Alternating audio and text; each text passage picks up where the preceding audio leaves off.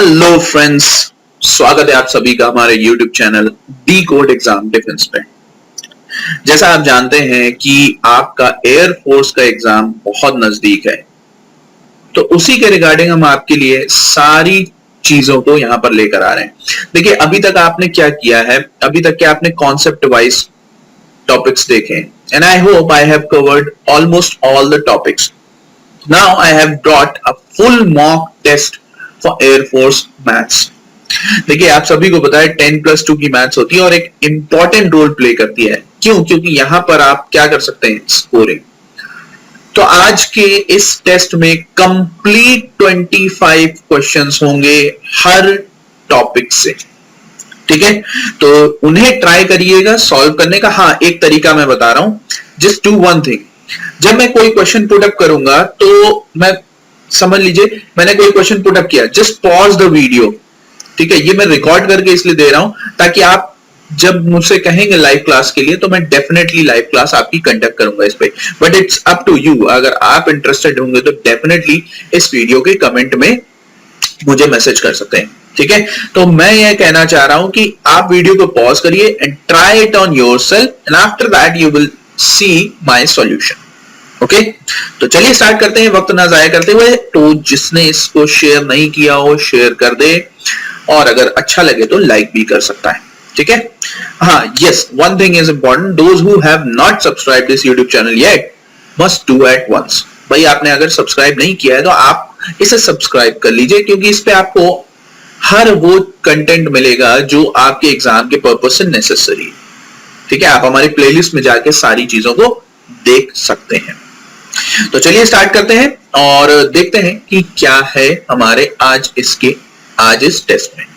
चलिए देखते हैं पहले सवाल को, और यहां पे पहला ही सवाल आपका क्वाड्रेटिक इक्वेशन यानी अलजेब्रा सेगमेंट से। एक बार याद रखिए, अलजेब्रा से आपको बहुत सवाल मिलने वाले हैं। ठीक है, तो देखिए यहां पे क्या कह रहा है, the roots of the equation where this. तो आपको नेचर बताना है रूट्स ऑफ द इक्वेशन। और अब आपके दिमाग में खटका कि रूट्स दिए नहीं, आपको रूट्स का नेचर बताना। तो नेचर बताने के लिए आपको क्या निकालना पड़ता है, डी बराबर क्या है, बी स्क्वायर माइनस 4ac। तो चलिए हम कंपेयर करते हैं इसको स्टैंडर्ड इक्वेशन से। ax square plus bx plus c is equal to 0। Capital A है 2a स्क्वायर, कैपिटल B है माइनस 2ab, कैपिटल C है b स्क्वायर। आपने कंपेयर करने पे मिला। तो चलिए यहाँ पे देखिए, बी स्क्वायर तो आप यहाँ पे 4a स्क्वायर बी स्क्वायर रख सकते हो, माइनस 4। अब a और c को जरा गौर से देखो, 2a स्क्वायर बी स्क्वायर। तो देखिए बहुत आसानी से समझ में आ रहा होगा, यानी 4a square b square minus 8a square b square. तो आपका ये नेगेटिव आ रहा है। अब आपके दिमाग में ये आ रहा है कि ये अगर नेगेटिव है तो रूट्स किस नेचर के होंगे। देखिए सब कुछ डिपेंड किसके ऊपर करता है। याद करिए, आप एक श्रीधराचार्य की इक्वेशन जानते होंगे, तो आप क्या करते हैं, minus b plus minus under root of b square minus 4ac upon 2a। आपको ये पता करना होता है कि ये जो स्क्वायर रूट में वैल्यू है कि whether it is coming positive, negative और 0। भाई अगर पॉजिटिव है तो रियल, नेगेटिव है तो कॉम्प्लेक्स। याद करिए, square root of negative number होता है आयोटा के बराबर, और ये कॉम्प्लेक्स फॉर्म बनाता है। इमेजिनरी नंबर होता है जिसको हम बोलते हैं काल्पनिक संख्याएं। तो आई होप आप सभी को समझ में आया होगा, यानी ऑप्शन 3 क्या है इस सवाल का करेक्ट है। आई होप आप सभी का ये प्रैक्टिस हो रही होगी, क्योंकि हम इसीलिए इसको यहां पर करा रहे हैं ताकि आपकी प्रैक्टिस जम के हो। अगला सवाल देखिए, कॉम्प्लेक्स नंबर का नाम लिया और कॉम्प्लेक्स नंबर का सवाल आ गया। तो इस सवाल में आप क्या करेंगे, अब आपका दिमाग कैसे घूमेगा। देखिए, मैं जब कभी भी ये फ्रैक्शन वैल्यू देखता हूं तो मेरे दिमाग में बस एक ही चीज आती है कि नॉर्मल, मतलब कॉन्जुगेट से उसके मल्टीप्लाई किया जाए, यानी रैशनलाइज किया जाए, तभी हम इसको ब्रेक कर पाएंगे a प्लस आई बी या x प्लस आई वाई के फॉर्म में। तब वहां से x की वैल्यू निकाल लिए कंपेयर करके, और y की वैल्यू निकालेंगे after that. So let's see, 2 plus 3i upon 2 minus 3i। I hope आप सभी ने पॉज करके इस वीडियो को सॉल्व करना स्टार्ट कर दिया होगा। 2 प्लस 3i से मल्टीप्लाई न्यूमरेटर में और डिनोमिनेटर। तो आप देखिए इसका ये होल स्क्वायर हो जाएगा, और ये 4 माइनस 9i स्क्वायर। और आप सभी को पता है कि आयोटा स्क्वायर की वैल्यू होती है -1। चलिए ब्रेक करते हैं, 4 माइनस 9 हमने डायरेक्ट लिखा है, ठीक है, और 2 2 4 दिए 12i डिवाइडेड बाय अभी कितना हो जाएगा, 9 4 13, देखो यहाँ पे -5/13 प्लस 12/13। कंपेयर करो, x की वैल्यू 5/13 यानी माइनस में, और y की वैल्यू 12/13। अब आपके दिमाग में आ रहा है जब इन दोनों को स्क्वायर करके ऐड किया जाए तो देखिए मुझे तो आंसर दिख गया 1 ही आएगा, लेकिन बता दे रहा हूं। अब देखिए 25/169 प्लस 144/169, और आपको पता है इन दोनों का सम भी होता है 169, तो न्यूमरेटर बराबर डिनोमिनेटर खत्म। आंसर कितना, 1। बहुत ही बेहतरीन और आसान सवाल था, लेकिन आप ध्यान रखिए इतना कुछ लिखने की जरूरत नहीं है। अगर आपका दिमाग चले तो आप सही तरीके से कर सकते हैं। बस इतना लिखा, उसके बाद आपको यहां से ओरल करना है, यानी 2 स्टेप के बाद आपको ओरल सारी चीजें दिखने लगेंगी। ठीक है, अगला सवाल। अब यहां पर आती है वेक्टर अलजेब्रा के क्वेश्चंस के ऊपर। देखिए वेक्टर अलजेब्रा के क्वेश्चंस जो हैं इंपॉर्टेंट है। आप इनको कैसे टैकल करेंगे, देखिए यहां पे दिया हुआ है the angle between 2 vectors i minus m j, और सपोज कर लो ये वेक्टर a है, ठीक है, और ये सॉरी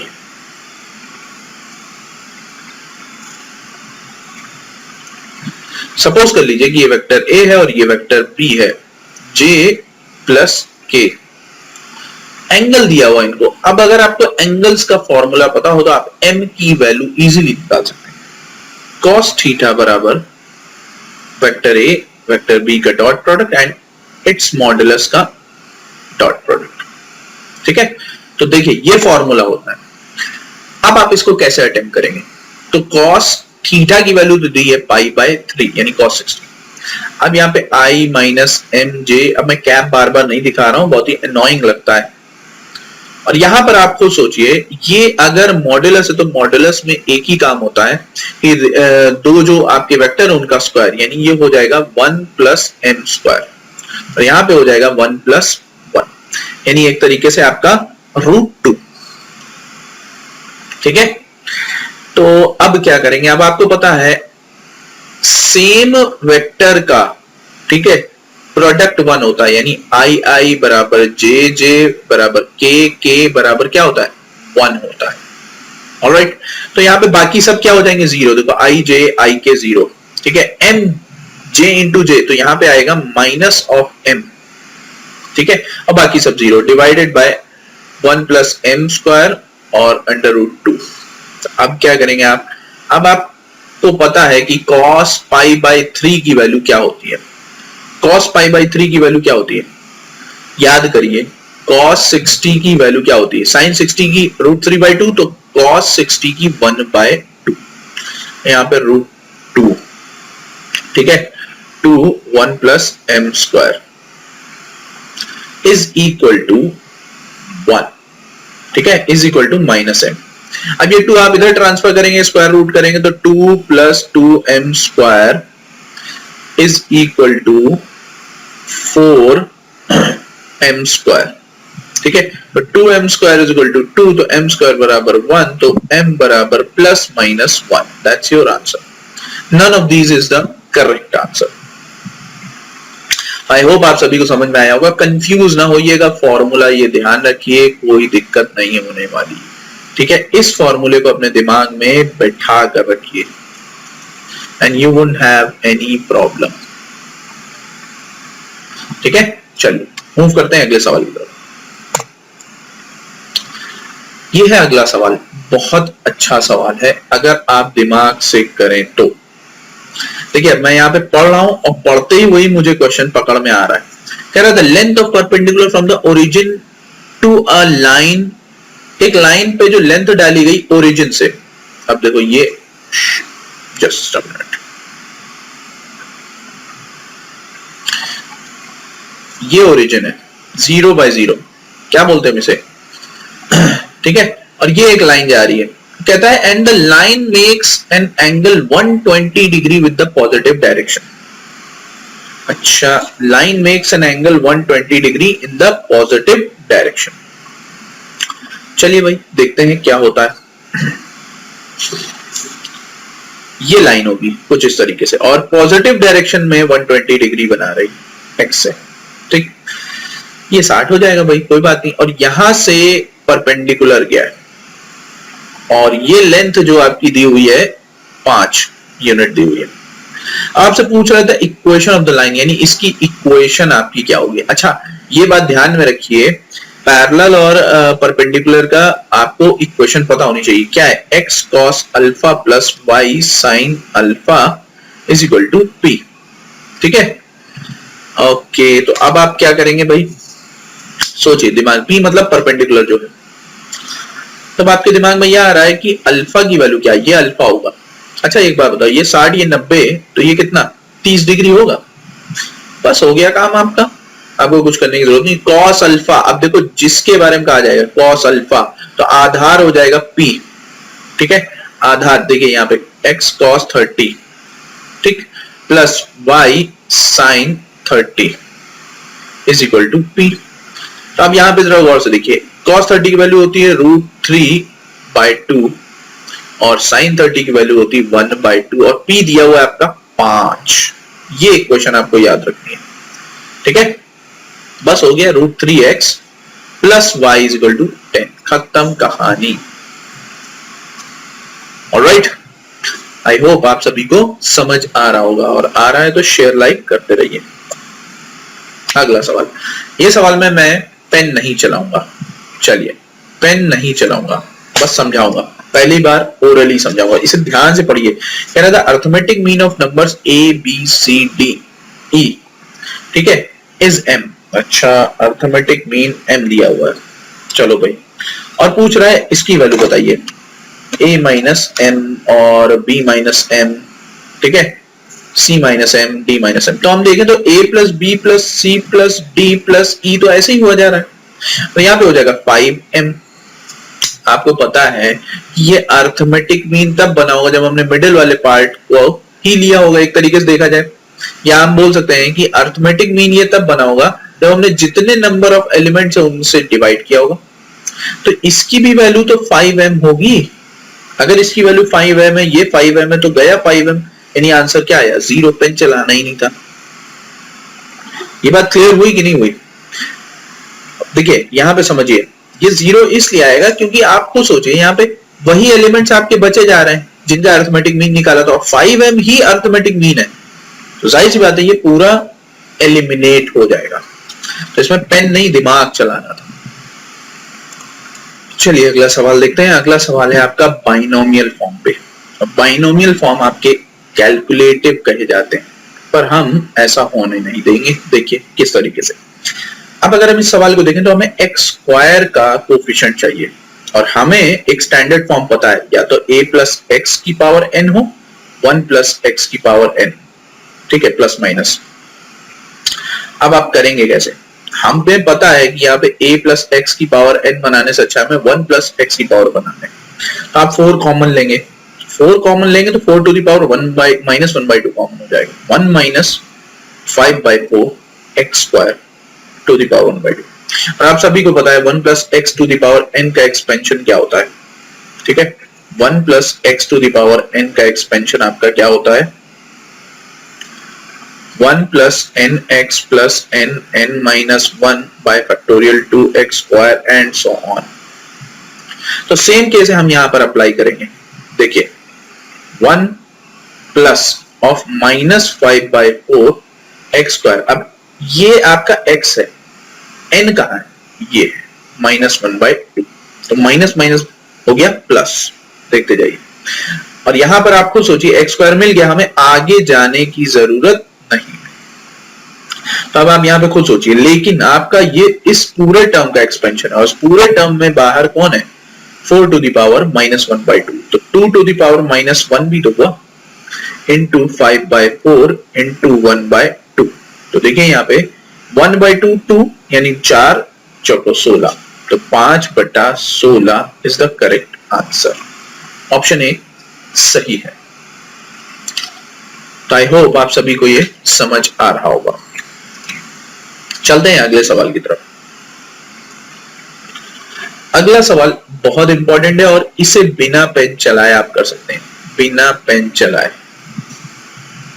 कैसे? चलिए देखते हैं। देखिए यहाँ पे y is equal to c1 e to the power x plus c2 e to the power minus x। जब कभी भी एक्सपोनेंशियल फॉर्म आता है और आपको डिफरेंशिएट करना पड़ता है, डिफरेंशियल इक्वेशन बनानी है, तो आप खुद सोचिए कि पलट के कौन से टर्म वापस आते हैं। पलट के आपके एक्सपोनेंशियल टर्म वापस आते हैं। देखिए कैसे, अगर आपने एक बार डिफरेंशिएट किया तो c1 e to the power x plus minus of e to the power x c2। अब आप कहेंगे ये तो बना नहीं, कोई बात नहीं, एक बार और डिफरेंशिएट करो, अभी देखो बन जाएगा। देखो पहला वाला टर्म तो चेंज ही नहीं होना है, तो यहां पर minus of minus e to the power minus x into c2, तो माइनस माइनस हो गया प्लस, वापस घूम के ये क्या आ गया y। आप देख सकते हैं d2y upon dx2 is equal to y, यानी y इधर लेके आओगे तो माइनस और टर्म मिलेगा जीरो के बाद। आई होप आप सभी ने कर लिया होगा। इसमें पेन नहीं चलाना था, बस दिमाग चलाना था। अगर आप यहीं पे देखते तो एक बार माइनस आएगा, फिर अगर आप ऑप्शन में देखिए 2 बार डिफरेंशिएशन है, 3 बार और 4 बार। हमें 4 बार जाने की जरूरत नहीं है, हमें 2 बार में ही आंसर मिल रहा है। It was easy. अगला सवाल, ये सवाल मैंने कराया हुआ है, आई होप आप सभी को इस टाइप के सवाल पता होंगे। ऑर्डर और डिग्री निकालने का मतलब क्या है? ऑर्डर और डिग्री तो बहुत ध्यान से समझिए। ऑर्डर क्या कहता है और डिग्री क्या कहता है, ये चीजें आपको ध्यान रखनी है। कैसे पता करेंगे? देखिए अगर आप यहां पे देखें तो ऑर्डर का मतलब है how many times differentiation happened. ठीक है, बस इतना ध्यान रखिए, मैक्सिमम डिफरेंशिएशन कितना हुआ है। तो हम यहां पर देख रहे हैं कि हमें 2 बार डिफरेंशिएशन मिला और यहां पे सिंगल है। और डिग्री क्या होती है? उस मैक्सिमम डिफरेंशिएशन का power, that has to be degree. तो ये सिंपल डेफिनेशन याद रखिए। अब आपके दिमाग में यह आ रहा है कि ये कैसे करें, क्योंकि यहां पे तो 7/3 है। कोई बात नहीं, आप इसको 1 प्लस dy/dx की पावर 3 और 7/3 एज इट इज रखिए, कोई मनाही ही नहीं है। अब आप क्या करेंगे, इसको पहले हटाना है, तभी हमें ओरिजिनल पता चलेगा। तो आप क्या करेंगे, हटाने के लिए इसको क्यूब कर देंगे। बस जैसे ही आपने क्यूब किया तो यहां पर हो गया 1/dy/dx की पावर 3। हालांकि हमें करना नहीं था, इसका कोई महत्व नहीं था। 7/3 और d2y/dx2 की पावर 3, ये मैं आपको करके दिखा रहा हूं। तो अब आप यहां पे मैंने क्या बोला, ऑर्डर क्या होता है? Highest derivative. हाईएस्ट डेरिवेटिव है 2। और आपका डिग्री क्या होगा? डिग्री समझिए यहां पे उस हाईएस्ट डेरिवेटिव के ऊपर पावर। तो अभी तक आपको 1 दिख रही थी, अब यहां पे कितनी है? 3। एक्चुअल में 3 है, ये स्टैंडर्ड फॉर्म है। बस ऑप्शन ए करेक्ट होगा। ठीक है, क्योंकि जब तक आप इसको सिंप्लीफाई नहीं करेंगे आपको एक्चुअल पावर नहीं पता चलेगी। यहां 7/3 है, जाहिर सी बात इधर पावर 3 आएगा। ठीक है, आई होप आप सभी को ये सवाल में मजा आया होगा, और मजा आया तो एक बार लाइक बनता है। अगले सवाल की तरफ, अगला सवाल देखते हैं क्या कह रहा है। देखिए यहां पर दिया हुआ y is equal to square root of x plus square root of x plus square root of x plus and so on infinite. अच्छा, ये सवाल बहुत आसान होते हैं, बस उसे समझने की जरूरत होती है। जरा गौर से देखिए, y इज इक्वल टू, अगर आप देखें, अगर यहाँ पे हमें रेंज पूछनी होती y की तो x की वैल्यू भी दी होती। हम एक फॉर्मूला हम जानते हैं, उसको अप्लाई कर देते हैं। पर यहां पर क्या है, जरा गौर से देखिए, स्क्वायर रूट में फिर वही चीज रिपीट कर रही है, तो घूम के वापस क्या आ गया? y। अब यहां पे देखिए y square is equal to x plus y। ठीक है, आपको dy/dx चाहिए, तो यहां पे देखिए 2y dy/dx is equal to 1 plus dy/dx। मिल गया आंसर। देखिए dy/dx 2y minus 1 is equal to 1, यानी 1/2y माइनस 1। तो आपका फोर्थ वाला ऑप्शन क्या है? करेक्ट है। ठीक है, तो चलते हैं अगले सवाल की तरफ। अगला सवाल आपका प्रोबेबिलिटी पे है। अगला सवाल आपका प्रोबेबिलिटी पे है। ठीक, प्रोबेबिलिटी क्या कहती है? Sample point upon sample space. Sample point क्या होता है? किसी घटना की घटने की संभावना, यानी कोई इवेंट हुआ है उसकी हम प्रायिकता निकाल रहे हैं। उसकी पॉसिबिलिटीज निकाल ले। और सैंपल स्पेस का मतलब होता है ऑल द पॉसिबल आउटकम्स। तो समझ लीजिए ये बैग है आपका, इसमें 17 बॉल्स है, ठीक है, मैं गिन नहीं रहा हूं, समझ लेना, ठीक है। अब वो कह रहा है ticket is drawn, sorry 17 tickets हैं, a ticket is drawn at random, एक टिकट निकाला जाता है, देन अनदर टिकट, फिर एक और टिकट निकाला जाता है, without replacing the first one, यानी पहले वाले को बदले बिना। इसका मतलब है then the probability that both the tickets में शो इवन नंबर। अब देखो 1 से लेके 17 तक के नंबर्ड है, इसमें इवन कितने होंगे 8, ऑड कितने होंगे 9। तो हमारे पास पहली बार अगर टिकट निकलेगा तो 17 बॉलों में से निकलेगा और 8 पॉसिबल केसेस हैं कि वो नंबर आ सकता है। तो सैंपल पॉइंट पहली बार में 8। अब देखो first ticket and second ticket, तभी जाके ये खत्म होगा। तो एंड का साइन होता है, सिंबल होता है मल्टीप्लिकेशन, क्योंकि अभी तक के आपका पूरा केसेस खत्म नहीं हुए। तो दूसरी बार में अब आपके पास एक घट गया, तो बॉल्स भी एक घट गई होंगी ना। अब बॉल्स हो गई 16 और नंबर्स हो गए 7। देखिए आसानी से हमारा सॉल्व हो जाएगा, 7/34। पेन नहीं चलाना था, सिर्फ दिमाग चलाना था। ओके, अगेन हमारा परम्यूटेशन कॉम्बिनेशन से सवाल है। हैंडशेक वाले सवाल बहुत कॉमन है, मैंने आपको बताया है ट्रिक इसकी, या तो NC2 लगाइए या n(n-1/2) is equal to hand shakes, ठीक है। स्पेलिंग पे मत जाना।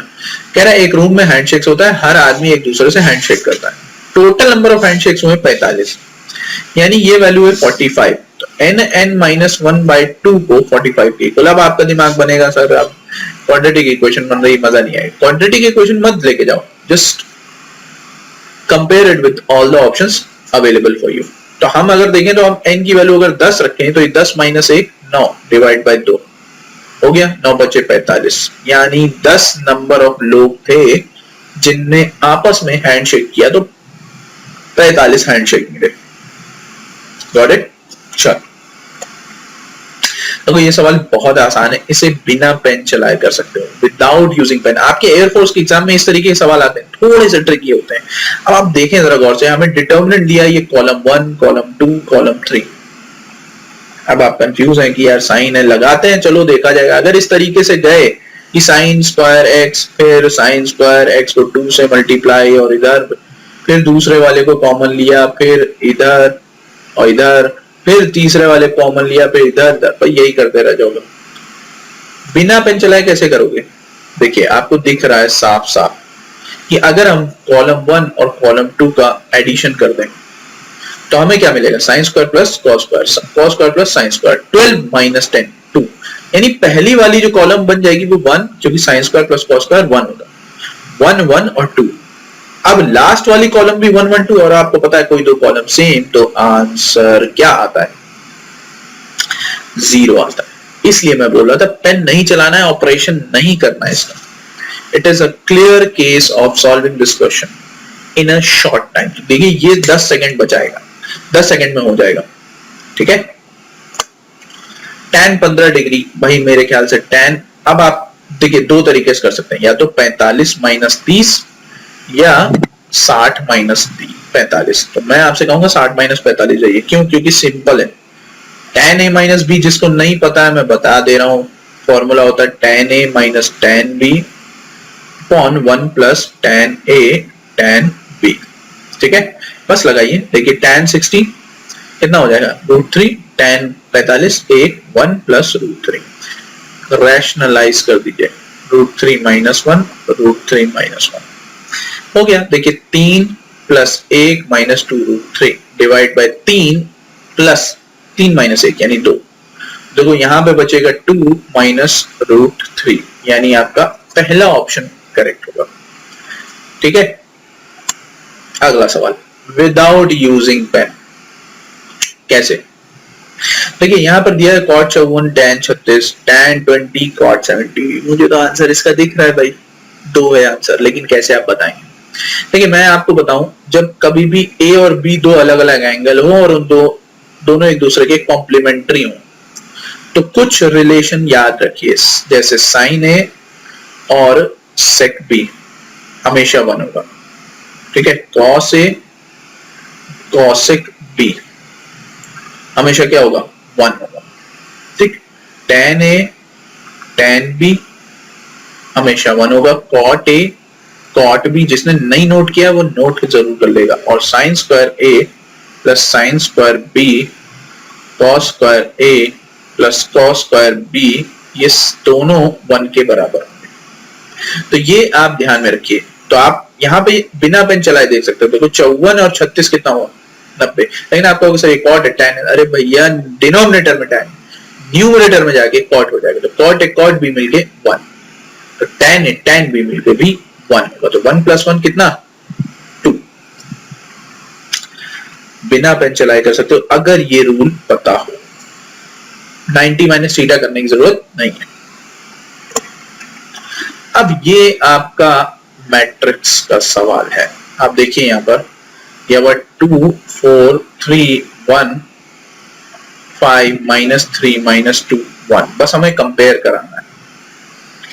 कैसे कराएंगे कंपेयर, चलिए देखते हैं। देखो अगर देखें तो 2 पंजे 10, 3 3 9, ठीक है। 10 - 9 1, घूम के वही आना है, लेकिन करके बता दे रहा हूं। अब देखो यहाँ पे 2 दूनी 4, माइनस का 4 और 3, तो कितना हो गया, -1, ठीक। 20 और -3, 20 और -3 17। देखिए 8 माइनस का और प्लस का 1, तो 8 माइनस का और प्लस का 1 -7, तो आपका लैम्डा हुआ -7। हालांकि आपको सिर्फ लास्ट वाला ही सॉल्व करना था, 8 माइनस का और 1, क्योंकि बाकी सब कंपेयर करने पे वही आएंगे। अगर नहीं आएंगे तो आंसर ही नहीं आएगा। तो आंसर क्या है, -7। चलते हैं अगले सवाल की तरफ। अगला सवाल कह रहा है, देखिए इस तरीके के सवाल बहुत आते हैं आपके एग्जाम में। कह रहा है the derivative of sec x sec square x with respect to tan square x। ओ, अब इसमें आप कंफ्यूज हो जाएंगे कि इसको किसको क्या माने। तो एक काम करिए, u बराबर मान लीजिए sec स्क्वायर x और v बराबर मान लीजिए tan स्क्वायर x, है ना। आपको क्या करना है, du अपॉन dv तो करना है भाई। आपको du अपॉन dv चाहिए, यही चाहिए ना, क्योंकि आपको tan स्क्वायर x को, ठीक है, उसके रेस्पेक्ट में आपको डेरिवेट करना है किसको, sec स्क्वायर x। तो हम एक काम करते हैं, एक एक करके सॉल्व करते हैं। तो पहले हम x के रेस्पेक्ट में u को डेरिवेट कर लेंगे, du अपॉन dx। तो 2 sec x into sec x, जब sec x करो तो sec x इंटू क्या हो जाएगा आपका cos tan x, ठीक है। Just a minute, sec x into tan x। अब dv अपॉन dx का देखते हैं, 2 tan x into tan x का क्या होता है, sec स्क्वायर x। तो अगर आप गौर से देखें इस सवाल में तो आपको दिखेगा कि ये दोनों बराबर हैं। तो जब आप du upon dx divided by dv upon dx करेंगे तो ये वैल्यू 1 आएगी और dx एलिमिनेट हो जाएगा, यानी आंसर क्या है आपका 1, ठीक है। आई होप आप सभी को ये समझ में आया होगा। देखिए अब यहां पर आपको शार्प माइंड यूज करना पड़ेगा, and you have to remember the properties of क्या, इंटीग्रेशन। अब देखिए यहां पे, अब यहां पर आपको एक चीज पता होगी कि 0 to a limit of fx dx is equal to 0 to a f of a minus x dx। क्या ये बात सभी को पता है? आई होप आप सभी को ये पता होगा। तो अब आप यहाँ पे क्या कर सकते हैं, क्यों हम ऐसा करेंगे, क्योंकि अगर आप इसको लेके चलेंगे तो आपको फर्स्ट फंक्शन और सेकंड फंक्शन लगाना पड़ेगा और फिर लंबा हो जाएगा, हमें वो नहीं करना है। तो हम यहाँ पे इस प्रॉपर्टी का इस्तेमाल करते हैं, ठीक है। a की वैल्यू हमें क्या है 1, तो चलिए देखते हैं, इंटीग्रेशन 0 to 1, ठीक है, 1 minus x और यहाँ पे 1 minus of 1 minus x, इससे होगा क्या, देखिए क्या होगा, ये चीज समझना जरूरी है। अब देखिए 0 to 1 इसके ऊपर से पावर हट गई। यहां पर अगर पावर है तो यहां पर से आपका ये इक्वेशन हट गई, तो ये बन जाएगा x की पावर n और 1 माइनस एक्स dx। ठीक है, यहां पे कुछ नहीं है, ध्यान रखिए। तो हम क्या कर सकते हैं, अब स्प्लिट कर सकते हैं। देखो 0 to 1 x to the power n minus 0 to 1 x to the power n plus 1 dx। अब स्प्लिट करके इंटीग्रेट कर सकते हो, जरा गौर से देखो। तो ये बन गया अब एक लेवल का सवाल। ये हो जाएगा x to the power n plus 1 upon n plus 1 minus x to the power n plus 2 upon, क्योंकि एक पावर जोड़ती है, n प्लस 2। तो जब आप यहाँ पे 1 पुट करेंगे x की जगह पर तभी आंसर आएगा, और आएगा 1 upon n plus 1 minus 1 upon n plus 2, sorry 2 plus n कर लीजिए। ठीक है, तो अब आप इसको सॉल्व करेंगे तो आंसर आपका क्या आएगा, 1 अपॉन n प्लस 1, क्योंकि 0 पे पूरी वैल्यू 0 हो जाएगी। लिमिट लगानी आती होगी आई होप। तो बहुत ही आसान सवाल था, बस यहां पर आपको कुछ प्रॉपर्टीज का ध्यान रखना है, and these properties are as important as we are expecting it. तो था मजा था, तो एक थंब और लाइक कर दीजिए। चलिए इस सवाल को देखते हैं। जब इस सवाल को देखेंगे तो हमारे सामने क्या आएगा। अब यहां पे समझिए, जब कभी भी डिनोमिनेटर में आपको इस फॉर्म में मिले quadratic equation, just use the perfect square method. Perfect square आपको बनाना है, इंटीग्रेशन। अब आपके दिमाग में आ रहा है सर इंटीग्रेशन, चलो देखते हैं, क्योंकि एक फॉर्मूला लगता है। देखिए साइन इनवर्स का सब जगह फॉर्मूला लग रहा है, तो हम क्या कर सकते हैं, देखो अब यहाँ पे हम क्या करेंगे कि भाई ये इसका तो परफेक्ट स्क्वायर बन जाएगा 3x का होल स्क्वायर। अब यहाँ पे 6x है, तो जब a प्लस माइनस बी के होल स्क्वायर का फॉर्मूला लगाते हैं तो आपका सॉल्यूशन कुछ इस तरीके से होता है, यानी सब कुछ इसके ऊपर डिपेंड करता है। अब ये है आपका 2ab बराबर 6। तो अब यहाँ पे खुद सोचिए, 3 तो यहां से मिल रहा है, ठीक है a, लेकिन ये b का क्या होगा। तो अगर आप यहां पर 2 रखेंगे तो ये 2 2 4 4 3 12 हो जाएगा, जबकि हमें यहाँ पे 1 रखना है। तो यहाँ पे हम 1 प्लस करेंगे और 1 माइनस कर देंगे। ठीक, तो हमारा काम बन जाएगा। देखिए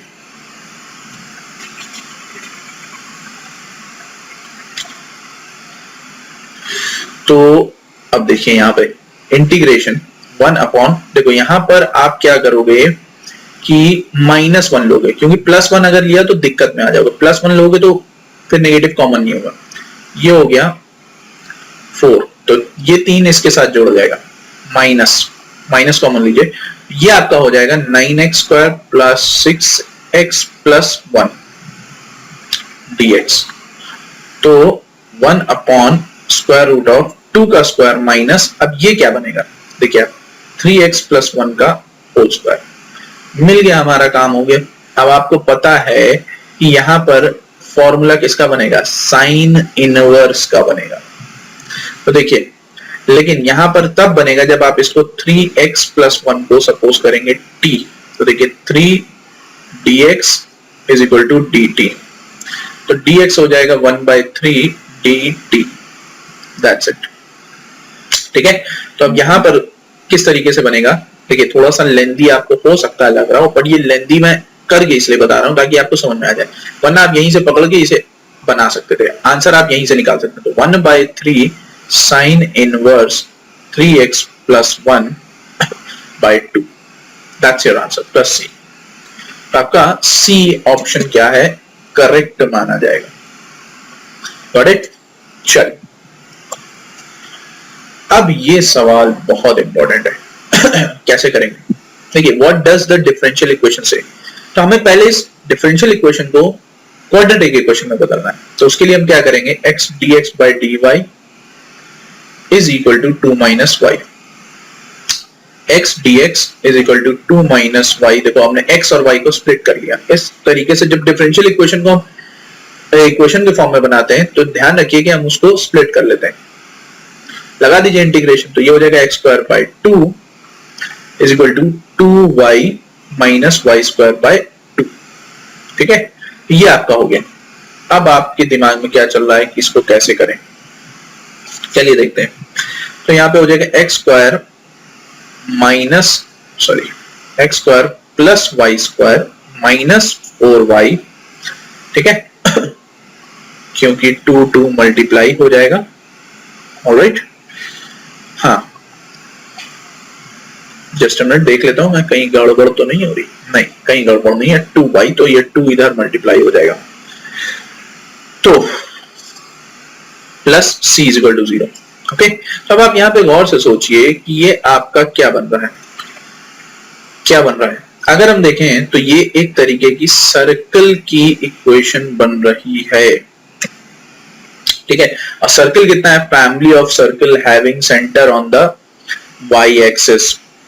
क्यों y एक्सिस पे, क्योंकि आपका y एक्सिस की इक्वेशन बन रही है। कैसे देखिए, अगर हम यहां पर गौर से देखें तो ये x माइनस 0 का होल स्क्वायर प्लस, अब यहां पे देखिए y माइनस 2 का होल स्क्वायर बन रहा होगा, एंड सो ऑन, कुछ भी हो। तो यहां पर हम देखें 0,2 पे ये सेंटर रिप्रेजेंट कर रहे हैं, ठीक है। That is, it is on the y axis, ठीक है, यहां पे y एक्सिस पे ही आ रहा है। तो ये आपका आंसर है, पहला वाला करेक्ट। बहुत ही अच्छा सवाल था। अगला सवाल, अब यहां पर जरा गौर से देखिए, ये समझना जरूरी है आपको कि इसको कैसे टैकल करेंगे। यहां पे फंक्शन दिया हुआ है and it is a strictly increasing function in the interval, तो इंटरवल बताना है।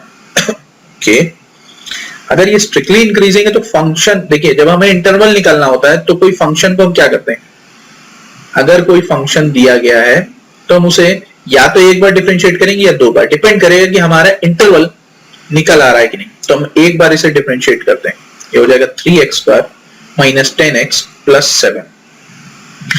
And one thing is important that your value is greater than 0, यानी पॉजिटिव। तो देखिए 3x square minus 10x plus 7 greater than 0, मतलब 3 सत्ते 21, वही हो जाएगा इसका, ठीक है। तो ये बन जाएगा आपका 3x माइनस 7 और x माइनस 1 ग्रेटर देन 0। तो इसका जो इंटरवल बनेगा वो क्या होगा, x is greater than 7/3 and less than 1। Inequality यही कहती है। ओके, तो हम क्या करेंगे, हम यहां पर पता है कि ग्रेटर देन 7/3 है, तो जाहिर सी बात है 7/3 तो रहेगा और इनफाइनाइट तक के जाएगा अगर आप चार्ट बनाए। देखिए 7/3 और ये 1 है, ठीक है। तो जाहिर सी बात है ग्रेटर है यानी इस साइड पूरा, ठीक, और स्मॉलर 1 है तो इस साइड पूरा हो जाएगा, यानी ये इंटरवल कॉमन रहेगा। तो union minus infinity to 1, that's your answer. कौन सा है, नन ऑफ दीज है, ठीक है। बहुत अच्छा सवाल था। इस सवाल को देखिए, लिमिट। लिमिट जब भी आप देखते हैं तो आपके दिमाग में क्या आता है, पहला काम ये करते हैं आप कि 0/0 चेक करते हैं whether it is 0/0 or not। तो यहां पर देखिए 0 रखेंगे, ये 4 यानी 2 0/0 हो रहा है। अब क्या करेंगे, अब आपके पास 2 काम है, या तो एल हॉस्पिटल रूल लगाएं या इस सवाल को देखते हुए हम रैशनलाइज करेंगे। तो हम बेटर है रैशनलाइज कर लेते हैं।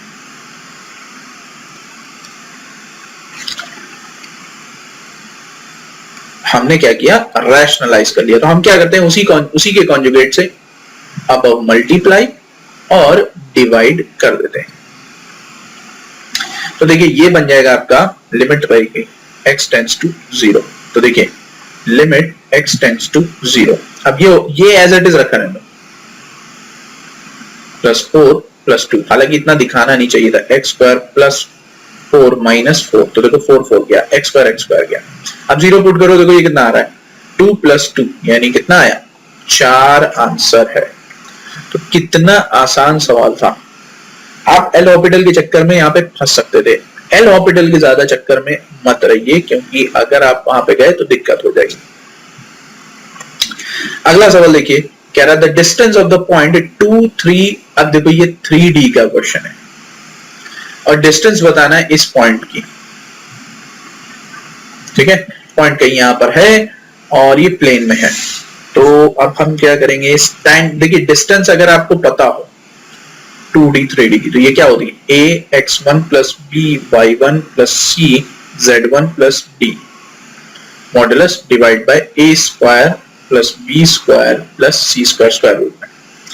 अब आपको पता है कि ये जो पॉइंट्स हैं ये तो दिए हुए हैं 2, 3, 4, और इसे अगर हम स्टैंडर्ड फॉर्म से कंपेयर कराएं, इस इक्वेशन से, तो a की वैल्यू कितनी है 3, b की वैल्यू कितनी है -6, c की वैल्यू 2, d की वैल्यू 11। तो बहुत आसान सवाल है, रिलेट करा दीजिए यानी सेटिस्फाई करा दिए 2 3 4 से। तो देखिए यहाँ पे 3 दूना 6, ठीक है, और 6 त्रिक 18, और यहां पर हो जाएगा 2 चौक 8 और यहां पर 11 डिवाइड बाय, अब देखो यहां पर आपका a स्क्वायर यानी 9 प्लस 36 प्लस 4, तो देखिए ये 49 है। अगर आप इसे सॉल्व करेंगे तो इसकी वैल्यू 1 आएगी, क्योंकि ये भी घूम के 7/7 आएगा।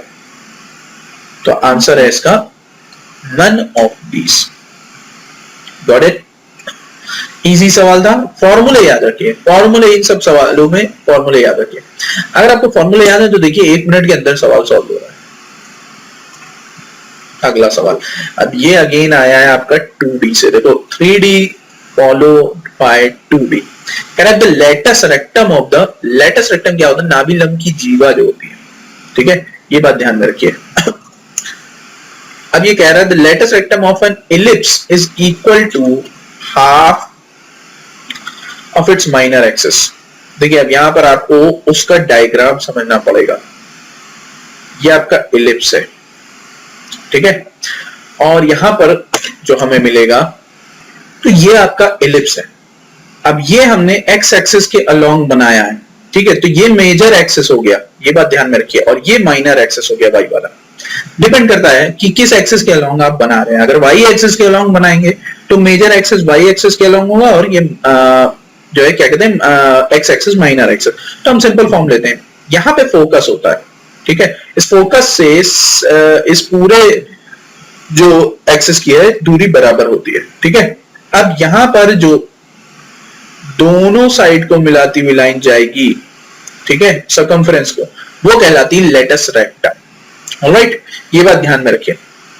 तो ये भाई साहब कह रहे हैं the latus rectum of an ellipse. Ellipse का फॉर्मूले आपको ध्यान रखने होंगे। लेटस रेक्टम जो होता है 2b स्क्वायर अपॉन a होता है, इतना आपको ध्यान रखना है। कह रहा है is equal to half of its minor axis, half of its minor axis. Minor axis मैंने आपको बताया क्या होगा, y के फॉर्म में होगी, तो ये क्या होगा, ये a हुआ तो ये क्या हुआ b, तो 2b, और इसका आधा कर दो, ये गया, ठीक। अब यहां पे जरा गौर से देखिए, एक b गया तो b बराबर क्या हो गया, अब यहां पे देखिए सॉरी a बराबर क्या हो गया 2b हो गया, ठीक है। अब आपसे पूछ कह रहा है एक्सेंट्रिसिटी, उत्केंद्रता जिसको हम बोलते हैं, तो वो बराबर होती है 1 minus square root of b square upon a square. अब देखिए आसानी से सॉल्व हो जाएगा, कैसे देखते हैं। तो देखिए 1 माइनस, अब b स्क्वायर तो एज इट इज रहेगा, a की वैल्यू है 2b, तो ये हो जाएगा 4b स्क्वायर, तो b स्क्वायर गया, यानी ये 4 माइनस 1 यानी कितना हो जाएगा √3/2। ऑलराइट, ये एक्सेंट्रिसिटी है। बहुत अच्छा सवाल था, इसको ध्यान रखिए। अगला सवाल देखते हैं। अगला सवाल आप बिना किसी फॉर्मूले के भी कर सकते हैं, कैसे देखते हैं। तो वो कह रहा है what is the radius of the circle passing through the point. Suppose कर लीजिए ये कोई पॉइंट है 2,4, 1 2 3 4 5 6 7, 1 2 3 4 5 6 7, तो यहाँ पे 1 2 3 4 5, 1 2 3 4 5, 2 x है, ठीक है, और 4 आपका क्या है y है, तो ये पॉइंट होगा आपका, ठीक है। इससे पास हो रहा है, सपोज कर लो, कहीं से भी लगा लो यार, ये पास हो रहा है सर्कल, ठीक है, सर्कमफ्रेंस पे, और having centre at the intersection this and this. Centre दो लाइन का इंटरसेक्शन है, यानी हमें x minus y is equal to 4 दिया हुआ है और 2x plus 3y plus 7 is equal to 0। अब यहां पे समझिए कि ये दो जो हैं लाइन इंटरसेक्ट कर रही है आपस में, तो क्या इनके पॉइंट्स निकाल सकते हैं? बिल्कुल, इनको सॉल्व करिए, निकालिए। पहली वाली को अगर आप 2 से मल्टीप्लाई कर दें तो आपका काम बन जाएगा।